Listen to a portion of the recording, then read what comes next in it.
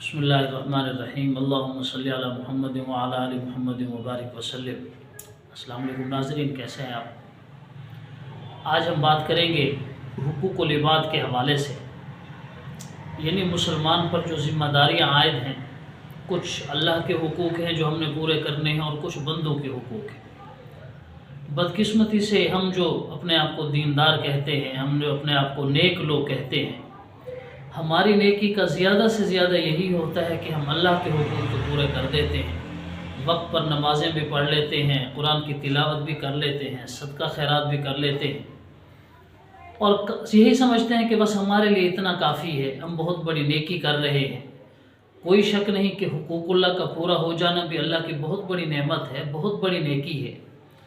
لیکن ناظرین، یہ بات ذہن میں رکھیں کہ حقوق اللہ کے ساتھ ساتھ حقوق العباد کی ادائیگی بھی ضروری ہے۔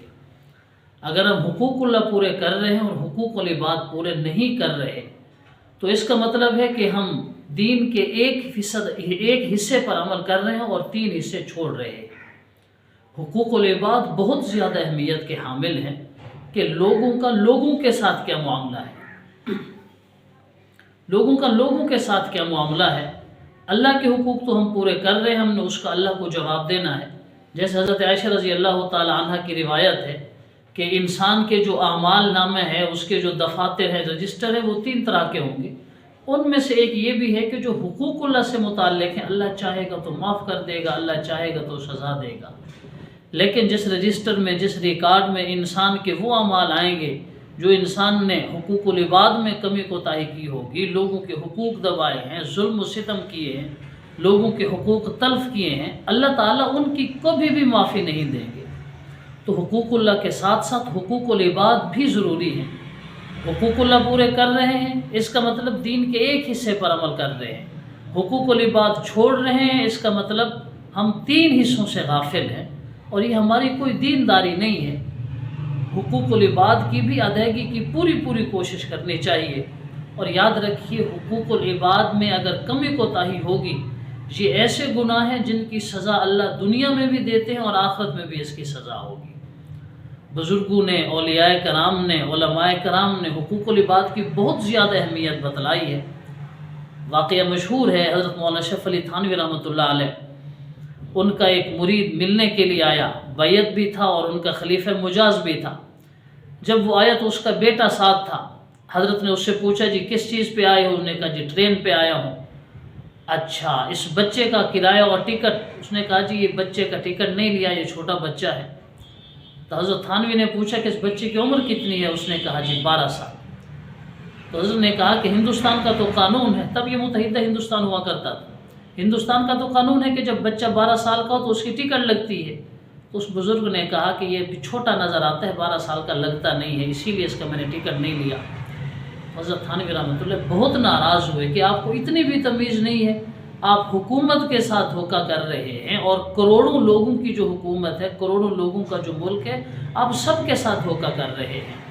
آپ کو اتنی بنیادی دین کی ضرورت کا، دین کا بنیادی علم بھی نہیں ہے۔ اسی وقت ان کی بیعت ختم کر دی، اور جو سلسلے میں اجازت دی ہوئی تھی خلافت، وہ بھی ختم کر دی کہ آپ کو چاہیے آپ دوبارہ اپنی اصلاح کرائیں۔ مطلب یہ تھا کہ حقوق العباد بھی ضروری ہیں جتنا حقوق اللہ ضروری ہیں۔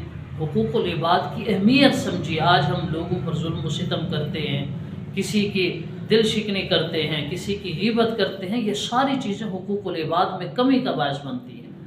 حدیث مشہور ہے، حضور صلی اللہ علیہ وسلم نے ایک بار صحابہ کرام سے پوچھا، اتدرون من مفلس؟ بھائی غریب کسے کہتے ہیں، مفلس کون ہوتا ہے؟ صحابہ کرام نے کہا المفلس فینا من لا درہم لہ ولا دینار لہ، یا رسول اللہ غریب تو وہی ہے جس کے پاس پیسے نہ ہو، مال و دولت نہ ہو، جائیداد نہ ہو۔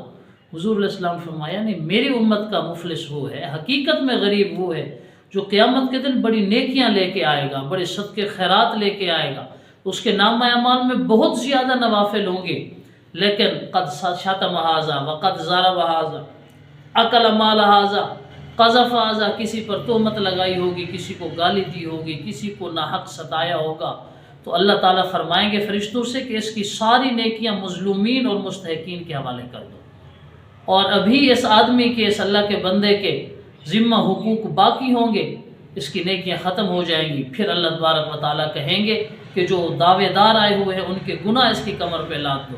یہ جو بڑی نیکیوں کے انبار لے کے آیا تھا، اس کی حالت یہ ہوگی کہ اس کی کمر پر گناہ ڈال دیے جائیں گے، لاد دیے جائیں گے، اور بالآخر اس کو جہنم میں ڈال دیا جائے گا۔ تو حقوق العباد کی یہ اہمیت ہے کہ حقوق اللہ کے ہوتے ہوئے بھی ہم یہ نہیں سمجھ سکتے، اپنے آپ کو تسلی نہیں دے سکتے کہ ہم بہت بڑے نیک ہیں۔ حقوق اللہ کا ادا کرنا یہ بھی بہت بڑی نعمت ہے، لیکن اس کے ساتھ ساتھ حقوق العباد کی ادائیگی کا خاص اہتمام کرنا چاہیے کہ ہماری وجہ سے کسی مسلمان کی دل شکنی نہ ہو، کسی کی دل آزاری نہ ہو، ہم کسی کی غیبت نہ کریں، کسی کا حق نہ چھینیں، کسی کے مال پر نہ حق قبضہ نہ کریں۔ اللہ تعالی ہمیں عمل کرنے کی توفیق عطا فرمائے۔ السلام علیکم ورحمۃ اللہ۔